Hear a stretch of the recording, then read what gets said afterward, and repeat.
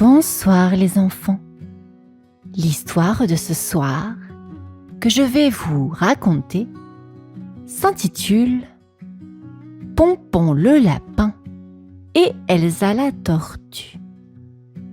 Cette histoire, écrite et réalisée par le monde des enfants, va bientôt débuter. Mais avant de poursuivre cette vidéo, j'aimerais te demander: t'es-tu brossé les dents? As-tu enfilé ton pyjama? As-tu fait un gros câlin à tes parents? Bien. Dans ce cas, installe-toi confortablement, car notre histoire commence.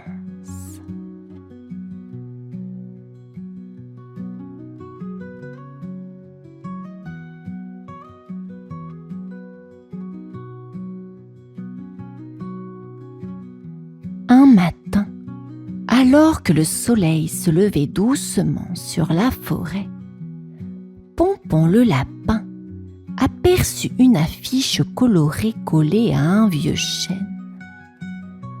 Curieux, il s'approcha et lut en murmurant: « Grande course aux carottes ». Les oreilles de Pompon frétillèrent d'excitation. La course aurait lieu dans 3 jours et le premier prix était un énorme panier rempli de carottes juteuses. Oh, Pompon adorait les carottes, mais il adorait aussi courir. Il s'imaginait déjà en train de bondir à travers la forêt, les autres animaux l'applaudissant. Mais bientôt, son sourire s'effaça. Pompon savait qu'il n'était pas le plus rapide.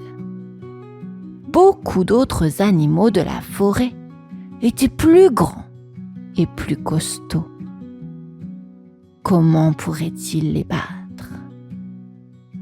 Oh là là, si je perds, tout le monde va se moquer de moi, pensa-t-il tristement en baissant les oreilles.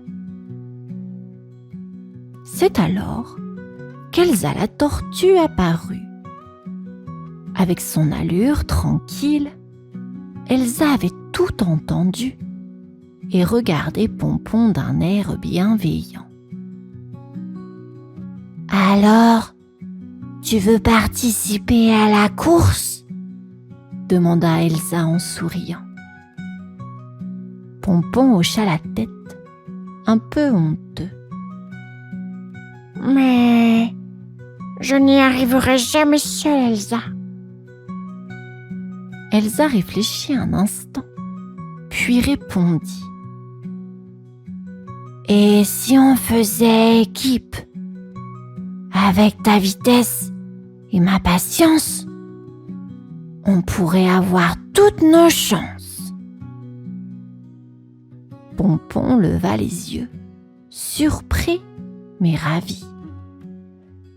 Une idée brillante venait de naître, et bientôt, la forêt allait découvrir le duo inattendu formé par le lapin bondissant et la tortue sage. Les jours passaient et Pompon le lapin n'arrêtait pas de penser à la course.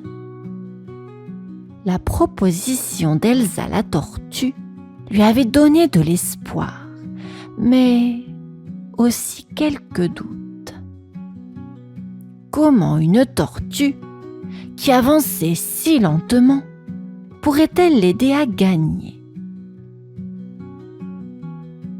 Ce matin-là, Pompon rejoignit Elsa près de la rivière, là où les oiseaux chantaient et les papillons voletaient autour d'eux. Elsa attendait, patiente, avec un sourire calme. « Alors, Pompon, Prêts à s'entraîner ensemble ? Demanda-t-elle en bougeant doucement ses pattes. Pompon regarda Elsa, un peu inquiet. Mais tu es si lente, Elsa. Comment allons-nous faire ? Elsa sourit. La vitesse, c'est bien. Mais il faut aussi savoir garder son énergie jusqu'à la fin. Si nous travaillons ensemble, je suis sûre que nous trouverons un moyen de combiner nos forces. Pompon fronça les sourcils, pensif. L'idée lui semblait étrange, mais il aimait bien Elsa. Il décida donc d'essayer. Ensemble, ils marchèrent jusqu'à la prairie pour commencer leur premier entraînement.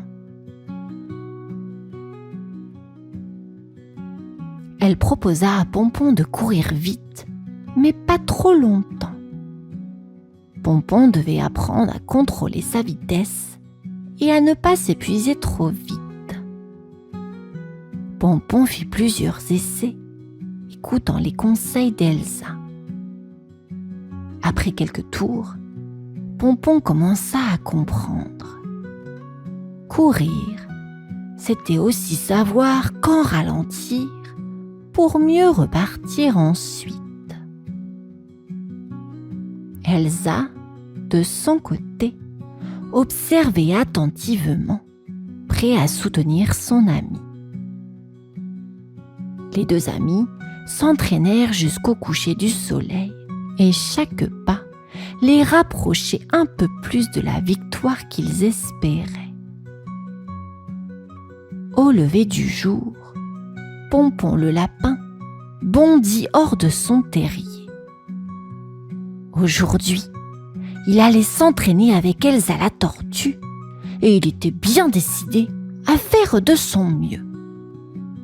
Elsa l'attendait déjà près d'un grand rocher, sa carapace luisant sous le soleil du matin.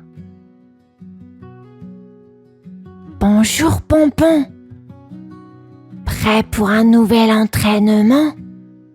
dit Elsa en souriant. Pompon acquiesça en sautillant d'excitation. Il commença à trottiner autour d'Elsa, montrant sa vitesse. Mais Elsa secoua doucement la tête. « Ralentis un peu, Pompon. Aujourd'hui, on va travailler sur ton endurance. Il ne faut pas tout donner d'un coup. » Pompon écouta attentivement et décida d'essayer. Il se mit à courir un peu plus lentement, suivant Elsa, qui avançait calmement devant lui. C'était difficile pour Pompon, lui qui aimait bondir de toute sa force. Mais il comprenait que s'il voulait gagner, il devait apprendre à économiser son énergie. Tout en avançant, Elsa expliqua que, même si elle n'était pas rapide, elle ne s'arrêtait jamais et gardait toujours le même rythme. Pompon s'émerveilla devant la patience de son ami. Ensemble, ils parcouraient la forêt, longeaient les rivières et sautaient par-dessus de petits rochers. Peu à peu, Pompon sentit qu'il pouvait courir plus longtemps sans être essoufflé. Elsa, quant à elle, souriait de voir son ami progresser. Le duo devenait plus fort et plus soudé, prêt à affronter la grande course aux carottes. Le grand jour était enfin arrivé. La forêt était en effervescence et tous les animaux s'étaient rassemblés autour du parcours de la course. des lapins, des renards, des hérissons. Tout le monde était prêt à voir qui gagnerait le panier de carottes juteuses. Pompon le lapin sentait son cœur battre très fort. Il jeta un regard vers Elsa la tortue qui, elle, semblait toujours aussi calme. « N'oublie pas notre plan, Pompon !» murmura Elsa en posant une patte rassurante sur son ami. Pompon hocha la tête, prêt à suivre les conseils de sa coéquipière. Au signal de départ, les participants s'élancèrent. Pompon bondit devant avec toute la rapidité qu'il avait, tandis qu'Elsa avançait derrière lui, tranquille et concentrée. Les autres animaux le regardaient, surpris de voir une tortue participer à une course si intense. Pompon courait vite, dépassant les concurrents, mais il se rappela soudain les paroles d'Elsa. Il ralentit un peu pour ne pas s'épuiser. Lorsqu'il arriva au point où ils avaient prévu de se retrouver, Elsa était là, prêt à prendre le relais. Pompon lui passa un léger ruban qu'il avait fabriqué pour se relayer. Elsa reprit la course avec sa démarche lente mais régulière, tandis que Pompon récupérait son souffle. Petit à petit, Elsa gagnait du terrain, les autres animaux fatigués, ayant perdu leur énergie. Leur plan fonctionnait. Pompon souriait, fier de son équipière. Ils sentaient qu'ensemble, ils allaient créer la surprise de la journée. Elsa avançait à un rythme tranquille mais constant, tandis que Pompon, reposé, la rejoignait doucement, prêt à l'encourager. Les autres animaux, fatigués par leur départ rapide, commençaient à ralentir et à haleter. « Vas-y, Elsa !» chuchotait Pompon en trottinant à ses côtés. La tortue lui sourit, confiante, et continua à avancer sans se précipiter. Les spectateurs étaient intrigués. Comment un lapin rapide et une tortue lente pouvaient-ils bien fonctionner ensemble? Mais peu à peu, les animaux comprenaient. Pompon et Elsa alternaient leurs forces, avançant chacun à leur rythme pour économiser leur énergie. La moitié de la course était déjà passée. Pompon prenait le relais dans les parties plus simples, bondissant avec précaution sans trop se fatiguer. Dès qu'une montée ou un passage difficile se présentait, il laissait Elsa reprendre, car la tortue savait avancer de façon stable et sans hésitation. Les autres concurrents les regardaient, étonnés. Beaucoup avaient tenté de tout donner au début, et maintenant, ils s'épuisaient. Mais Pompon et Elsa, eux, restaient frais et concentrés. Alors qu'ils approchaient de la dernière ligne droite, Pompon prit un dernier bond pour passer devant les autres, suivi d'Elsa qui avançait fièrement. Ensemble, ils franchirent la ligne d'arrivée sous les applaudissements des spectateurs. La forêt était stupéfaite. Ils venaient de montrer que la vitesse et la patience étaient une combinaison parfaite. Pompon et Elsa se regardèrent, heureux et fiers de leur succès. Ils avaient prouvé qu'en équipe, tout était possible. Les animaux de la forêt entouraient Pompon et Elsa, frappant des pattes et des ailes pour les féliciter. Jamais personne n'avait vu une course aussi surprenante. Pompon était tout excité, ses oreilles frétillaient de joie, tandis qu'Elsa souriait paisiblement, heureuse du travail accompli. Bravo Pompon et Elsa, vous avez bien mérité ce panier de carottes, s'exclama un hérisson en les applaudissant. Pompon regarda Elsa avec gratitude. Merci Elsa. Sans toi, je n'y serais jamais arrivée. Elsa hocha la tête, modeste. C'est ensemble qu'on a gagné, Pompon.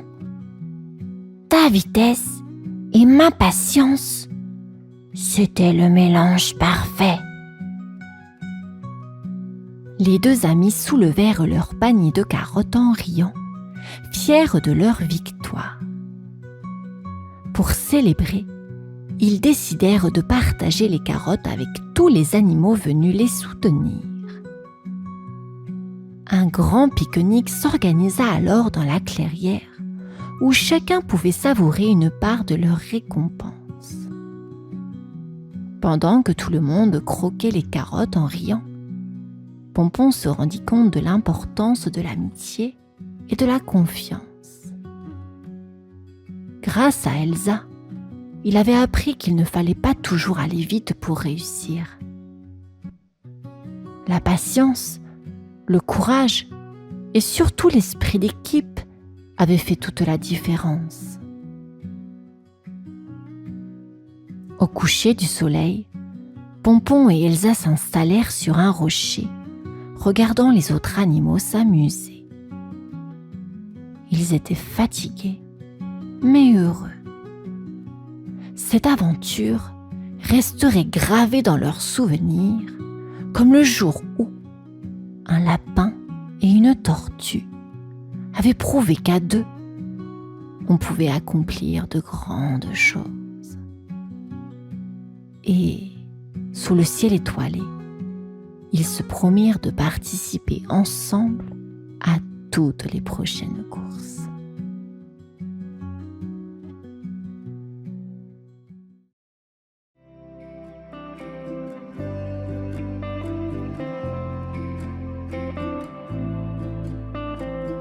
C'était la veille de Noël, et Milo, une petite belette pleine de curiosité, était à la recherche de provisions pour sa famille.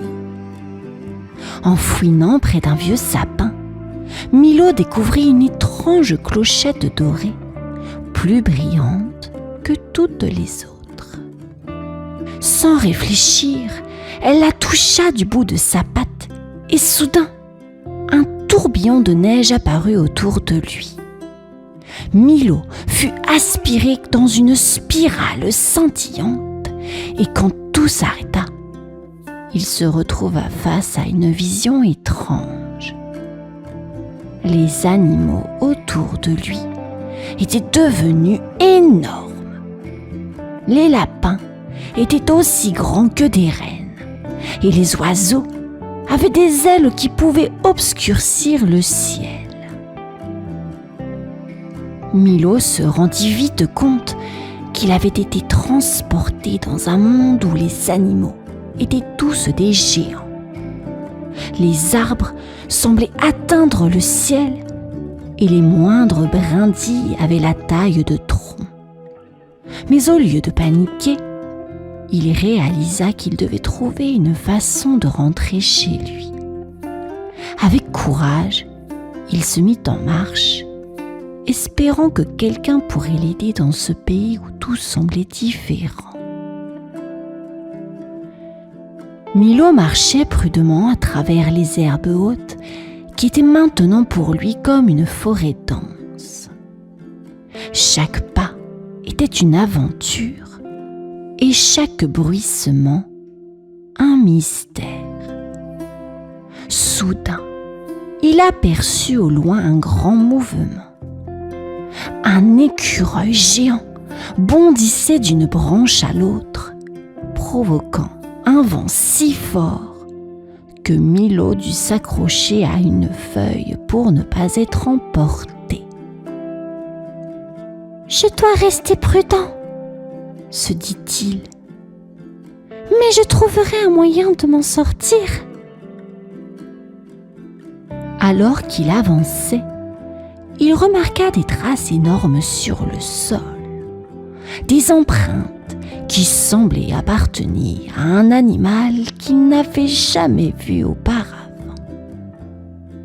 Milo les suivit, pensant qu'elle pourrait le conduire à quelqu'un qui pourrait l'aider. Après un long moment, il entendit des rires et des bruits de pas lourds. Il se cacha derrière un buisson et aperçut un groupe énorme.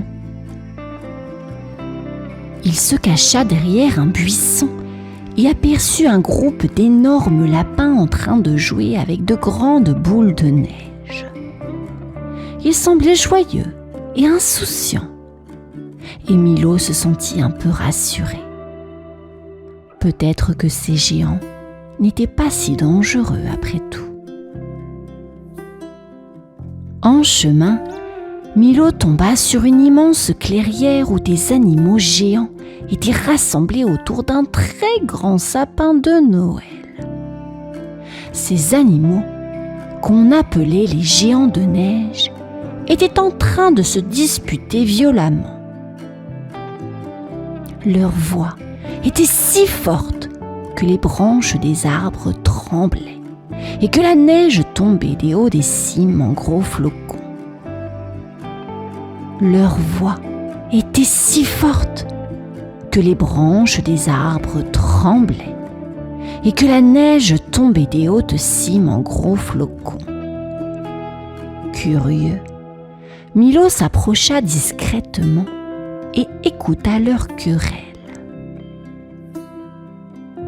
Les géants étaient divisés en 2 tribus, les ours polaires et les renards de givre. Ils se disputaient sur la façon de décorer le grand sapin de Noël. Les ours voulaient des guirlandes argentées et des étoiles scintillantes, alors que les renards préféraient des fruits rouges et des pommes de pin dorées. La dispute menaçait de se transformer en une vraie bataille. Et Milo, bien que minuscule par rapport à eux, décida qu'il devait intervenir. Il doit y avoir un moyen de les aider à se mettre d'accord, pensa-t-il en observant les 2 tribus qui boudaient chacune de leur côté. Milo savait qu'il était risqué d'approcher ces géants en colère, mais il ne pouvait supporter de les voir gâcher l'esprit de Noël. Il se faufila entre les pattes massives des ours polaires, évitant de justesse un coup de queue agacé, et parvint au centre de la clairière. De là, il pouvait entendre chaque tribu se plaindre de l'autre, leur grognement résonnant comme le tonnerre. Milo se sentit petit, mais il savait qu'il devait essayer quelque chose. Il observa les visages des géants et remarqua que, malgré leur expression sévère, il y avait de la tristesse derrière leurs yeux. Peut-être étaient-ils simplement frustrés de ne pas réussir à faire de ce Noël une fête spéciale. Milo prit une profonde inspiration, rassembla son courage et se glissa vers les chefs des tribus. Milo savait qu'il ne pouvait pas régler cette querelle par la force. Il se souvint alors des histoires que sa mère lui racontait sur l'esprit de Noël, un esprit de partage et de compréhension. Il lui vint une idée. Avec un peu d'hésitation, il s'approcha du chef des ours polaires, un grand ours appelé Barbe Blanche, et du chef des renards, une renarde nommée Flamme. « Excusez-moi » dit Milo de sa voix la plus forte possible. « Et si vous unissiez vos idées pour faire le plus beau des sapins de Noël ? Après tout, Noël est une fête de partage. » Les deux chefs s'arrêtèrent net et regardèrent Milo, étonnés de voir une si petite créature oser s'immiscer dans leurs affaires. Mais quelque chose dans la sincérité de ses yeux les fit réfléchir. Barbe Blanche fronça les sourcils, puis dit : « Comment ferions-nous cela, petite belette ? » Milo sourit. « Si chaque tribu apportait ses propres décorations et les combinait, cela montrerait l'unité de votre peuple. Nous pourrions faire des guirlandes d'argent et accrocher des fruits rouges et mettre des pommes de pin dorées parmi les étoiles. Chaque décoration raconterait votre histoire et ensemble, ce serait un symbole de paix et d'unité. » Flamme, la renarde, pencha sa tête, l'air intrigué. « C'est une idée intéressante, petite belette. Peut-être que cela pourrait fonctionner. Mais comment pourrions-nous nous assurer que chaque tribu se sente équitablement représentée ? » Milo se frotta la tête, puis ajouta : « Pourquoi ne pas organiser une cérémonie où chaque tribu apporte sa décoration préférée et l'accroche sur l'arbre ? Cela permettra à chacun de participer et de voir l'importance de l'autre. » Les chefs se regardèrent, puis fixèrent Milo. Après un long moment, Barbe Blanche hocha la tête. « D'accord, petite belette, nous allons essayer. » Flamme acquiesça également, et un murmure d'approbation parcourut les rangs des deux tribus. Après un long moment de silence, Flamme accepta en premier. « D'accord, essayons, » dit-elle, ses yeux brillants de curiosité. Barbe Blanche hésita, mais voyant le regard plein d'espoir de ses compagnons, il acquiesça à son tour. Milo, avec son énergie et sa perspicacité, aida chaque tribu à apporter leur décoration au pied du grand sapin. Les animaux géants commencèrent à travailler ensemble, utilisant leurs immenses pattes pour accrocher les guirlandes, les pommes de pin et les étoiles. Ensemble, ils transformèrent le sapin en une merveille étincelante qui éclairait la clairière de ses lumières douces et chaudes. Leur effort conjoint attirèrent même d'autres animaux géants de la forêt qui, curieux, vinrent participer à la décoration. Des écureuils géants apportèrent des noisettes dorées et des hiboux ornèrent les branches avec des plumes scintillantes. Tous s'arrêtèrent pour admirer leur travail et un sentiment de paix et de satisfaction envahit les deux tribus. Milo sentit une grande fierté monter en lui. Peut-être était-il petit, mais il avait su apporter une grande idée. Les animaux géants commencèrent à chanter ensemble des chansons de Noël. Les voix graves des ours se mêlaient aux tonalités plus aiguës des renards et des autres créatures, créant une mélodie harmonieuse qui semblait résonner jusqu'au ciel. Milo se retrouva assis sur une petite branche basse, écoutant la douce musique et admirant le sapin qui brillait de 1000 feux. L'esprit de Noël était bel et bien là, et Milo se sentit profondément heureux. Les chants continuèrent jusqu'à tard dans la nuit. Les renards et les ours oublièrent leurs différends et partagèrent des histoires près du feu. Milo fut invité à se joindre à eux.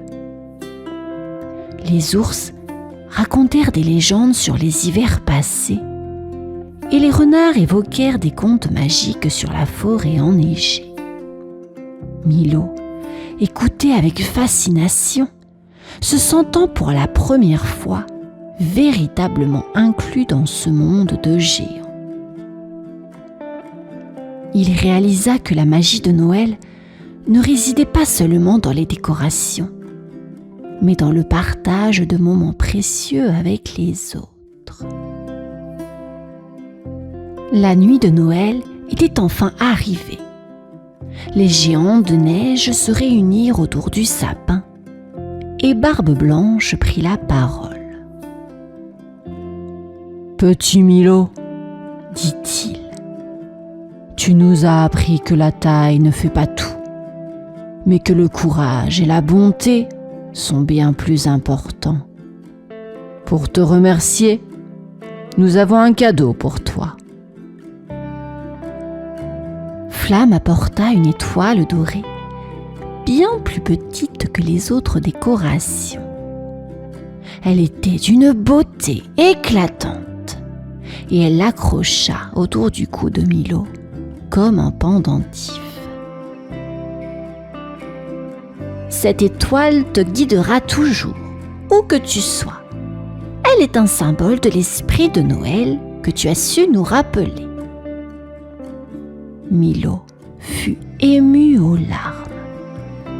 Il remercia chaleureusement les géants et leur promit de ne jamais oublier cette nuit magique.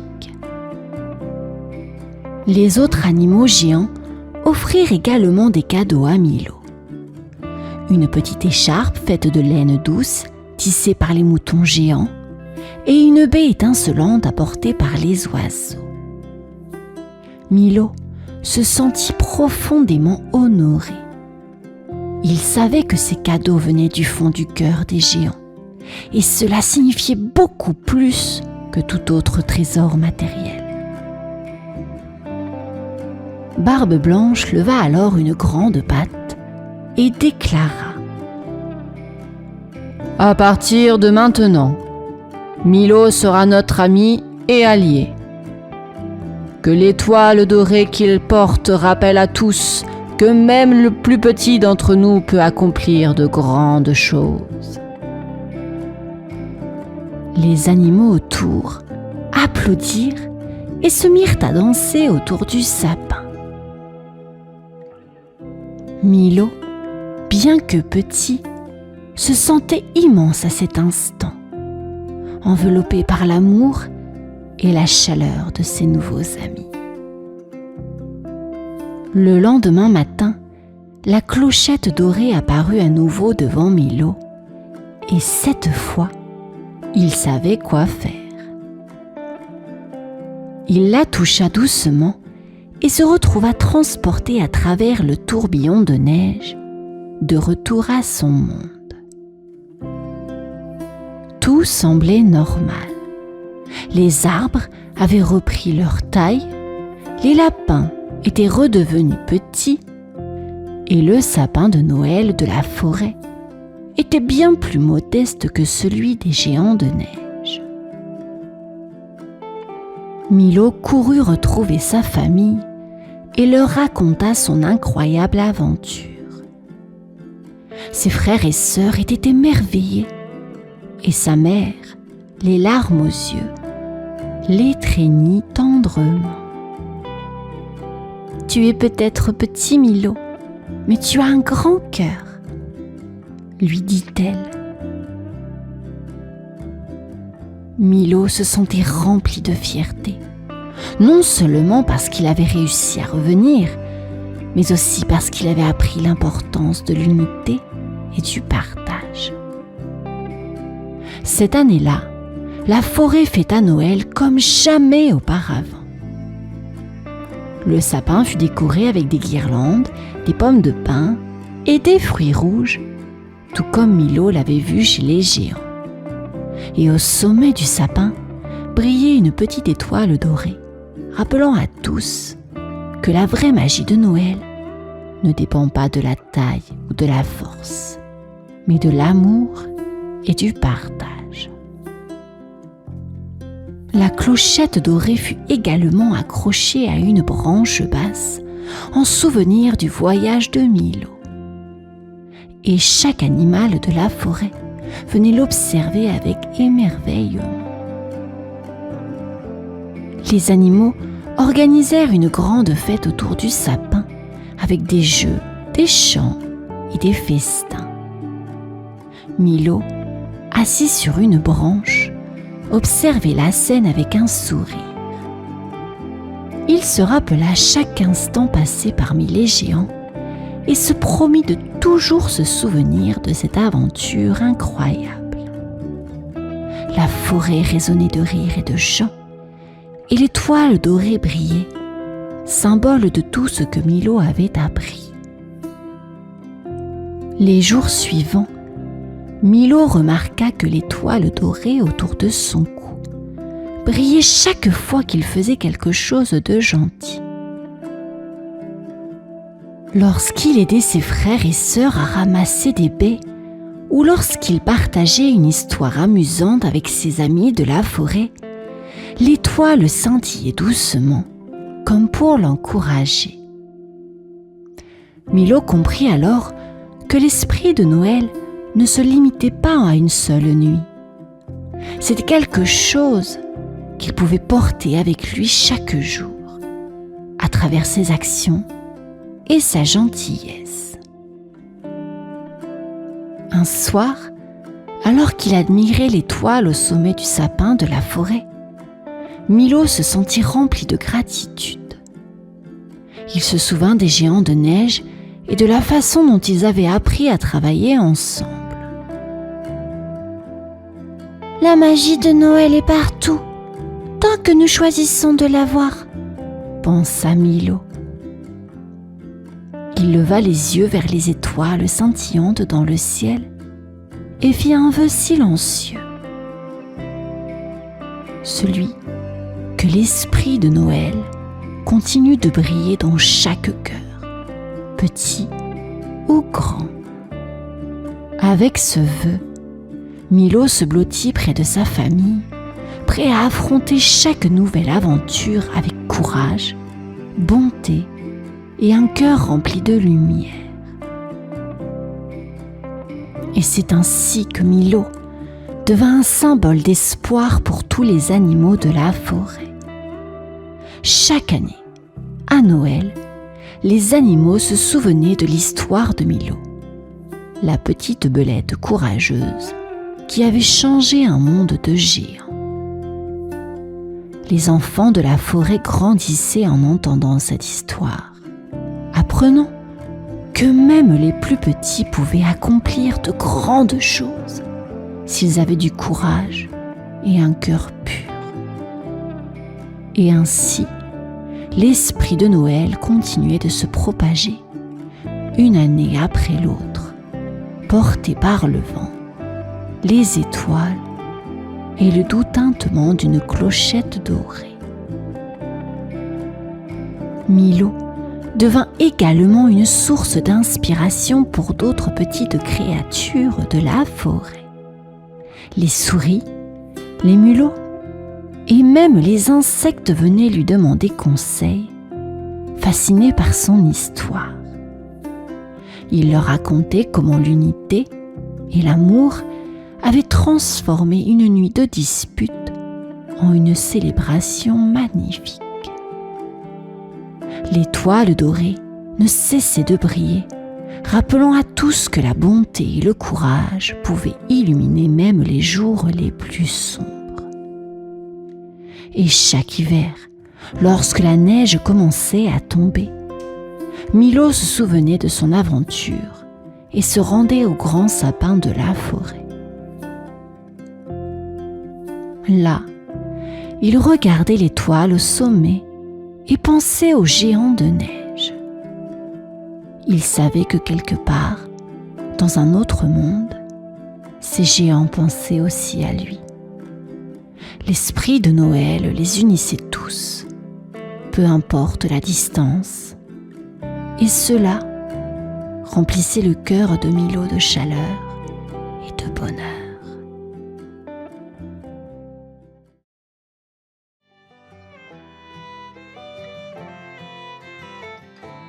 Dans un joli terrier, au bord d'une clairière lumineuse, vivait Petit Lapin.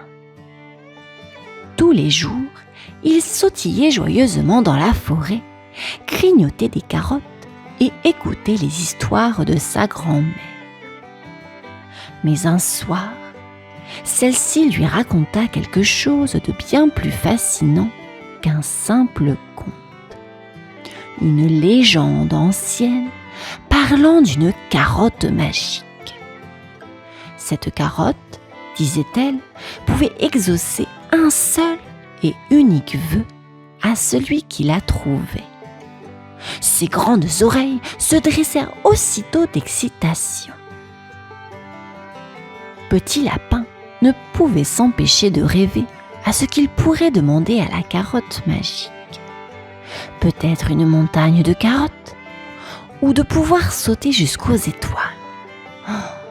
L'idée de découvrir cette carotte le remplissait d'une envie d'aventure qu'il n'avait jamais ressentie auparavant. Le lendemain matin, avant même que le soleil ne soit complètement levé, Petit Lapin prépara son petit sac. Il y glissa quelques carottes, une feuille de trèfle porte-bonheur et un bout de ficelle que sa grand-mère lui avait donné au cas où. Avec un dernier regard vers son terrier, il prit une grande inspiration et se mit en route. L'aventure l'appelait et rien ne pouvait l'arrêter désormais. Le soleil venait à peine de percer à travers les arbres lorsque Petit Lapin traversa un champ d'herbe haute. Chaque brin chatouillait son nez, le faisant éternuer de temps en temps. Atchou! Soudain, une ombre rapide passa juste au-dessus de sa tête. Il leva les yeux pour voir un petit écureuil roux bondir de branche en branche, l'air pressé. « Bonjour !» cria Petit Lapin en sautant pour attirer son attention. L'écureuil s'arrêta net et descendit en tourbillonnant jusqu'à lui. « Bonjour toi, je m'appelle Filou, mais je suis pressé, désolé. J'ai tant de noix à ramasser avant que l'hiver n'arrive. » « Moi, je suis Petit Lapin et je cherche la carotte magique qui peut exaucer un vœu. Tu en as entendu parler ?» demanda-t-il les yeux brillants. Filou réfléchit un instant. « Oui, j'en ai entendu parler, mais je n'ai jamais eu le temps de la chercher. Trop occupé avec mes provisions, tu sais. Mais si j'étais toi, je continuerais tout droit jusqu'à la rivière. Peut-être y trouveras-tu un indice. » Il lui fit un clin d'œil rapide avant de filer à travers les branches. Petit Lapin le regarda disparaître dans les arbres, le cœur plein d'espoir.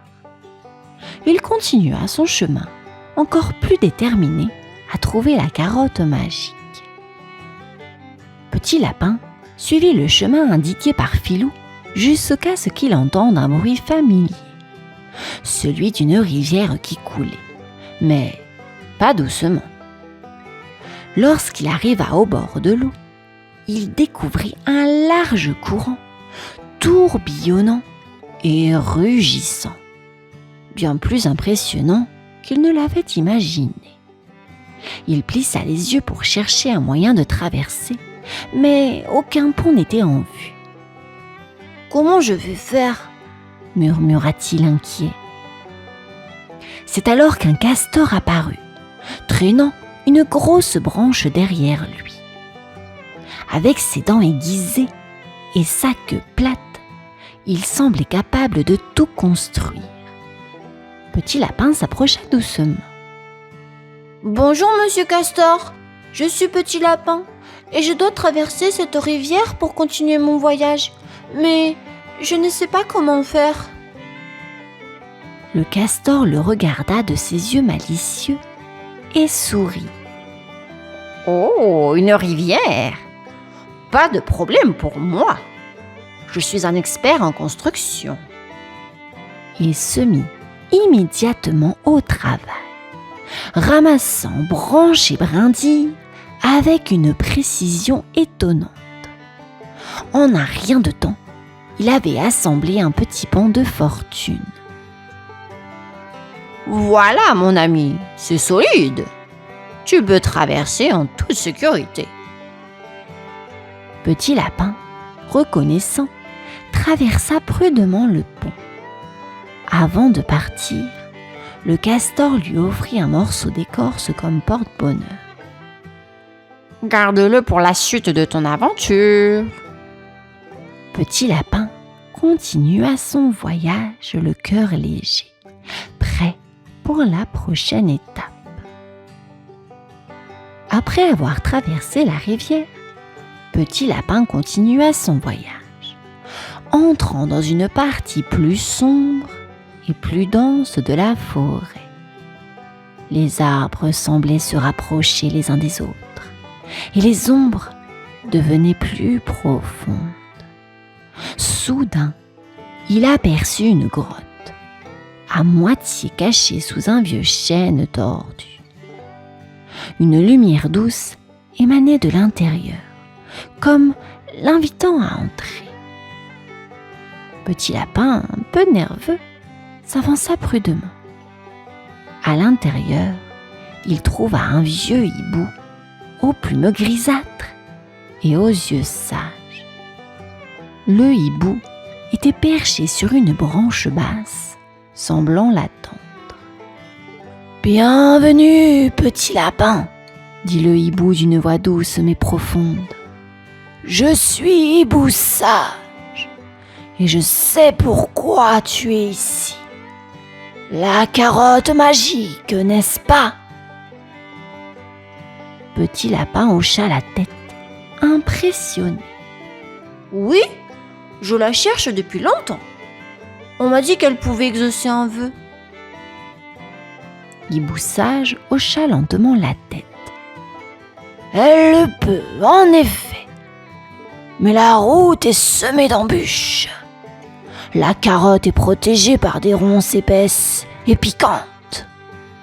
Ceux qui essaient de les traverser de front échouent souvent. Souviens-toi, Petit Lapin, parfois, le meilleur chemin est celui qui contourne l'obstacle plutôt que de l'affronter directement. » Petit Lapin grava ce conseil dans sa mémoire. Il remercia Hibou sage et quitta la grotte, prêt à affronter les ronces. Mais cette fois, avec une nouvelle approche inspirée par la sagesse du hibou. Petit Lapin marcha longtemps jusqu'à ce qu'il atteigne enfin le champ de ronces. C'était un enchevêtrement impénétrable de branches épineuses qui s'étendaient à perte de vue. Les ronces semblaient si denses qu'il était impossible de voir de l'autre côté. Petit Lapin se souvint des mots du hibou sage. « Contourne l'obstacle au lieu de l'affronter directement. » Plutôt que de s'aventurer à travers les ronces, il décida de les longer en cherchant une ouverture. Ce fut un chemin difficile, car les ronces se prolongeaient loin dans la forêt. Et Petit Lapin commençait à se demander s'il trouverait un jour un passage. Mais il ne se découragea pas. Après ce qui lui sembla une éternité, il aperçut une petite ouverture entre les ronces, assez grande pour qu'il puisse se faufiler. En rampant prudemment, il réussit à passer de l'autre côté sans se faire égratigner. Il se releva et, devant lui, le spectacle était éblouissant. Un petit coin de clairière illuminé par les rayons de soleil et en son centre, la carotte magique, brillante et dorée, comme si elle avait absorbé toute la lumière du jour. Petit Lapin s'approcha doucement, le cœur battant. Il l'avait trouvée, après tout ce chemin. Elle était là, devant lui. Mais au lieu de la cueillir immédiatement, il s'arrêta pour réfléchir à ce que cela signifiait vraiment. Petit Lapin se tenait devant la carotte magique, la lumière douce du soleil caressant ses feuilles dorées. Il avait enfin atteint son but. Tout ce qu'il avait à faire maintenant était de la cueillir et de faire un vœu. Un vœu pour tout ce qu'il voulait, n'importe quoi. Mais, au moment de tendre la patte pour saisir la carotte, Petit Lapin hésita.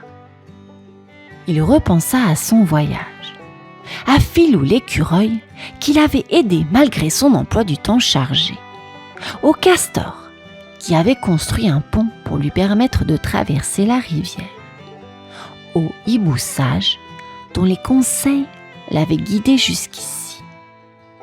Toutes ces rencontres l'avaient changé.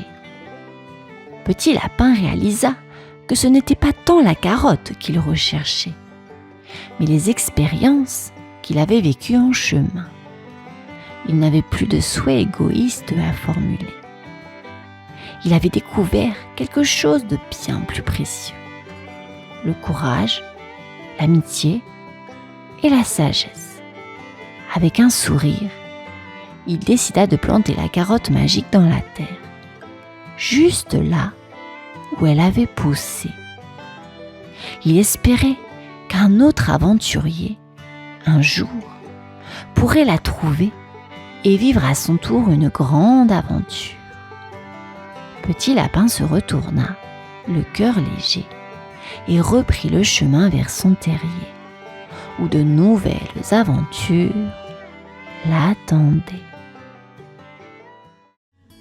Dans une jolie ferme, bien loin de la ville, vivait Neko, un petit chat tout blanc avec des rayures rousses sur le dos. Neko était un petit coquin. Il adorait jouer des tours aux autres animaux de la ferme. Parfois, il pensait que c'était très drôle, mais les autres n'étaient pas toujours d'accord.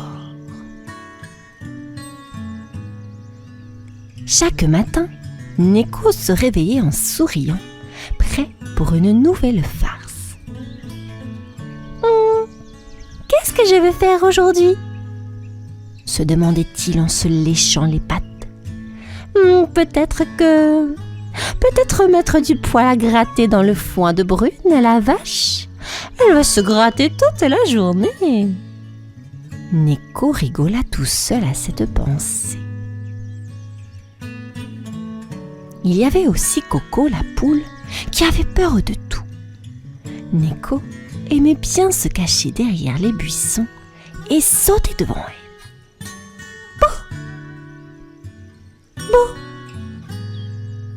Bouh! Criait-il, et Coco s'envolait en caquetant de peur. Trop facile, se disait Neko en riant. Dans la ferme, il y avait d'autres animaux.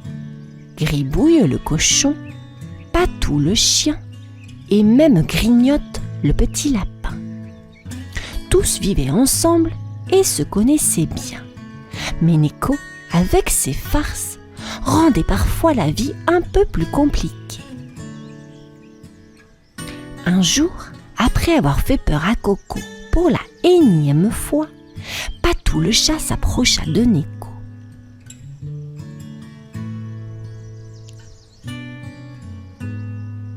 Neko, tu devrais être plus gentil avec nous.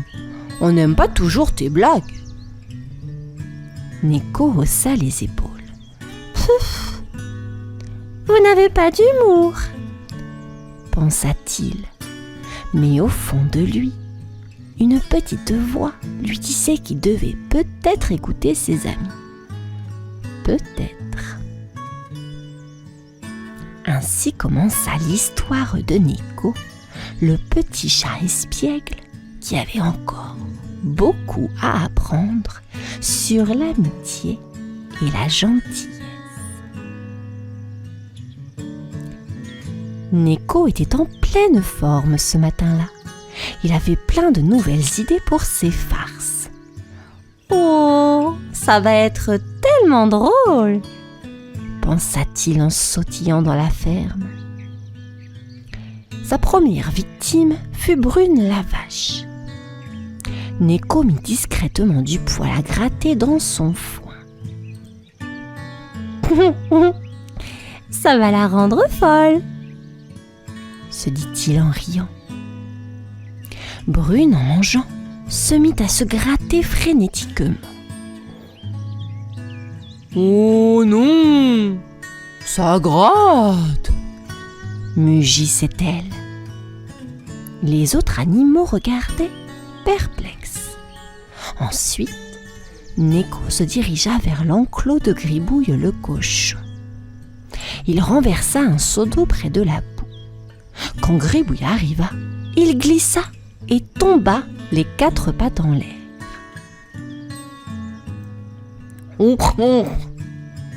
Grogna Gribouille, couvert de boue.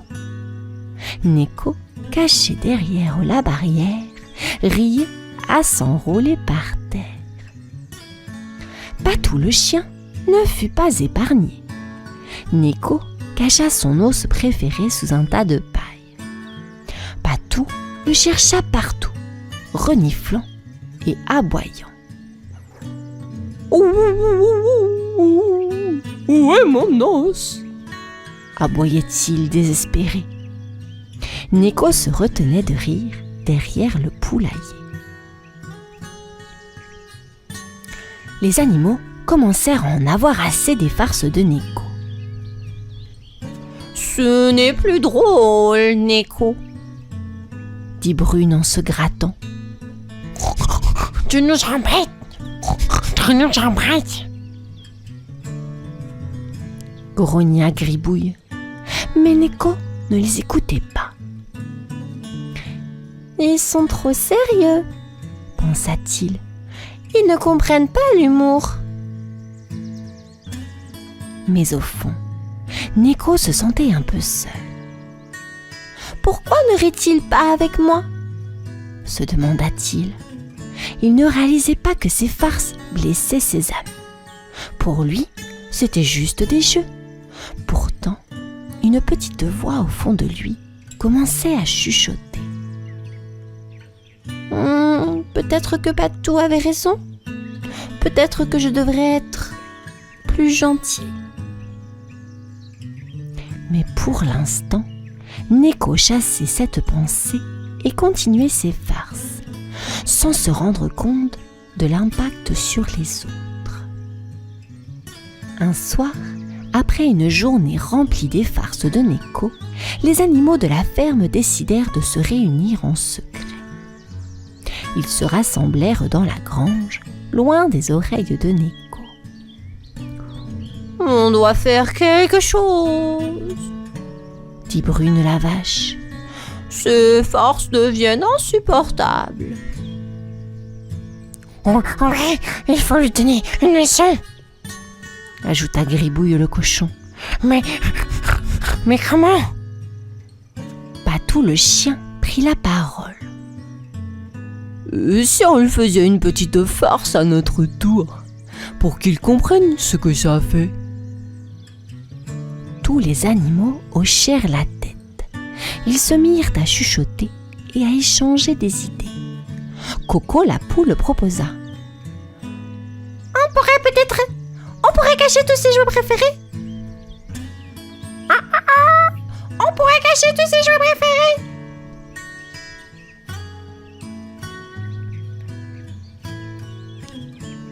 Et on pourrait mettre de la farine sur son chemin, suggéra Grignotte le petit lapin. Il deviendrait tout blanc. Chaque animal apporta ses idées et bientôt, ils avaient un plan bien ficelé. Ils voulaient montrer à Neko que ces farces pouvaient faire mal, mais sans être méchants, bien sûr.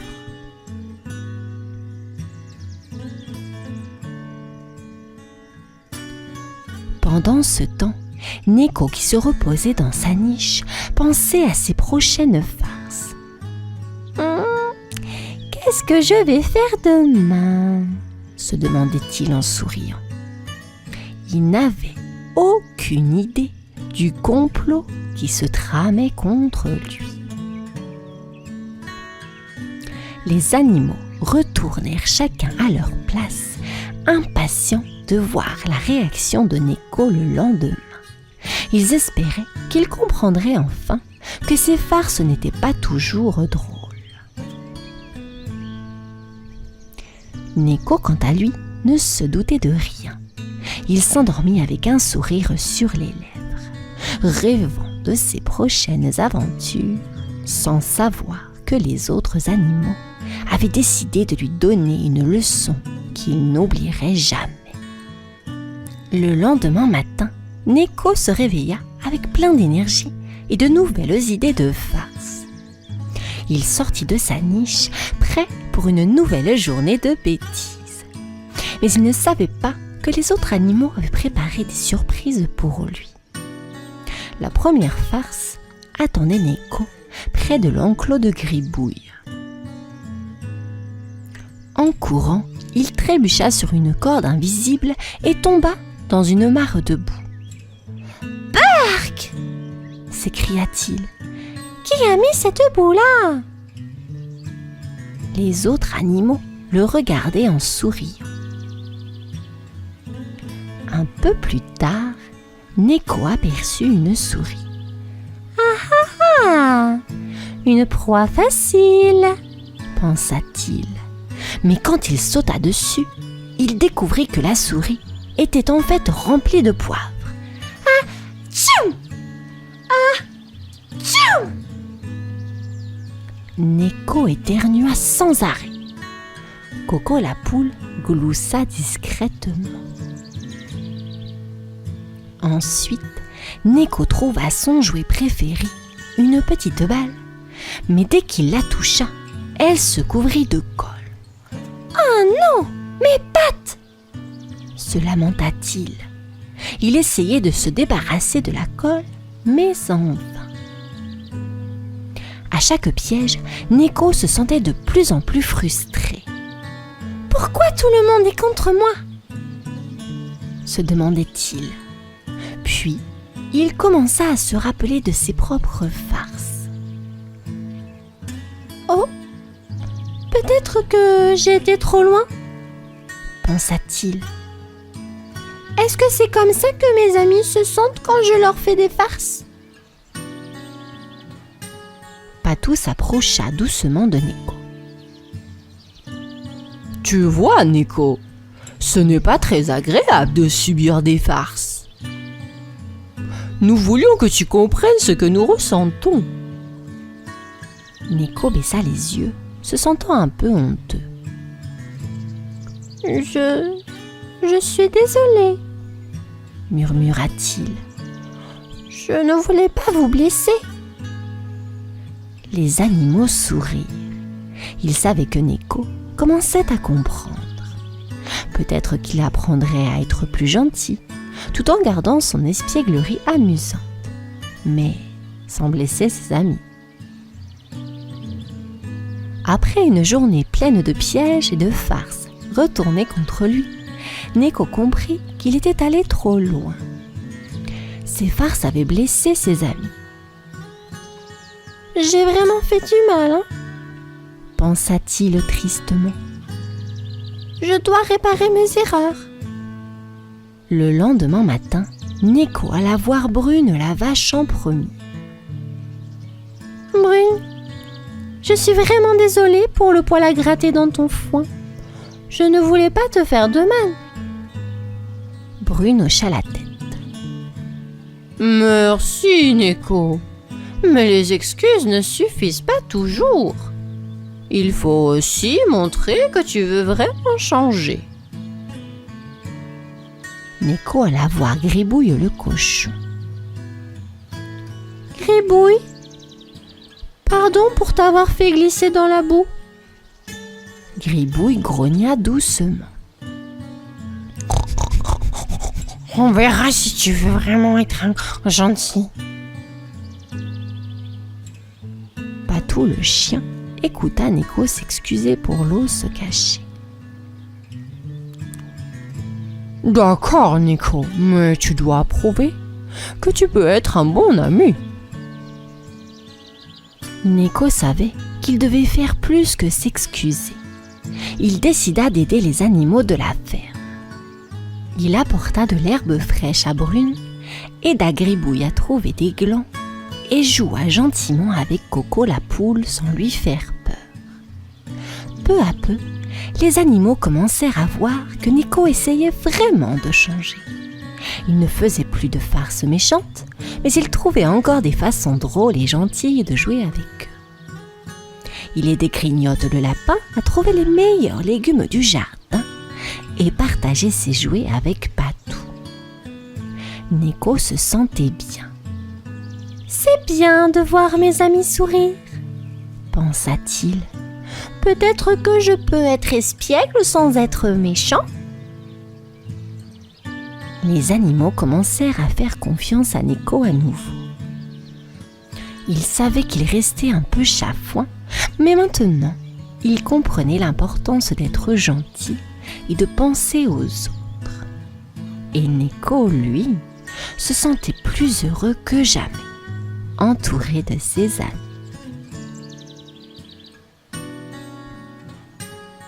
Pour se racheter, Neko eut une idée géniale. « Je vais organiser une chasse au trésor pour tous mes amis de la ferme, » pensa-t-il en sautillant de joie. Il passa la nuit à préparer des indices et à cacher des surprises un peu partout.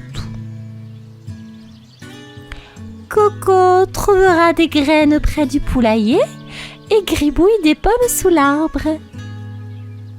Il souriait en imaginant leur réaction.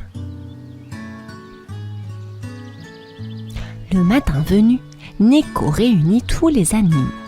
« Aujourd'hui, nous allons faire une chasse au trésor, » annonça-t-il. « Suivez les indices et trouvez les surprises cachées. » Les animaux étaient excités. Brune la vache trouva son indice près de la grange. « Regarde, sous la botte de foin !» Elle y découvrit des carottes fraîches. « Merci, Neko !» Coco la poule trouva des graines près du poulailler. « Ah, c'est amusant !» caqueta-t-elle joyeusement. Gribouille, quant à lui, dénicha des pommes croquantes.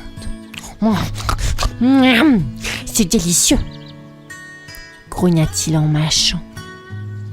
Patou, lui, trouva son os préféré caché sous un tas de paille. Bravo, Nico. C'est vraiment sympa. Nico s'amusait à les voir tous si heureux. Enfin, ils arrivèrent tous ensemble devant un grand chêne. « Creusez, ici !» dit Nico. Les animaux creusèrent et découvrirent un vieux coffre rempli de friandises. Des pommes, des carottes, des graines et même quelques jouets. « Vous voyez ?» dit Nico. « On peut s'amuser ensemble sans se faire de mal. » Les animaux sourirent et l'acceptèrent à nouveau parmi eux. Nico avait appris à équilibrer son espièglerie avec la gentillesse. Il était toujours un peu chafouin, mais désormais, il savait comment rendre ses amis heureux sans les blesser. Et dans cette ferme, tous vécurent de nombreuses aventures, amusantes et joyeuses, grâce à Nico et à son cœur désormais rempli d'amour et de compréhension.